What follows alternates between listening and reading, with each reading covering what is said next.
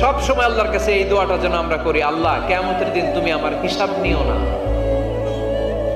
আল্লাহ তুমি আমার বিচার বসিও না, আল্লাহ তুমি দয়া করে আমারে মাফ করে দিও। আল্লাহ যার বিচার করবেন ও জাহান্নামে যাবে, আর যার বিচার করবেন না সে জান্নাতে যাবে। আল্লাহ যদি বিচার করে আর পাই টু পাই হিসাব নেয়, নামাজ পড়লি না কেন, রোজা রাখলি না কেন, মিথ্যা বললি কেন, খাদ্যে ভেজাল দিলি কেন, মাছে ফরমালিন দিলি কেন, যৌতুক খাইলি কেন, ঘুষ খাইলি কেন, উল্টাপাল্টা করলি কেন, জিনা করলি কেন, একটার পর একটা প্রশ্ন বানে যদি সেই ভয়ঙ্কর দিনে আল্লাহ আমাদেরকে জর্জরিত করে, আমাদের কোনো উত্তর আছে? সেদিন আমাদের বাঁচার কোনো উপায় আছে?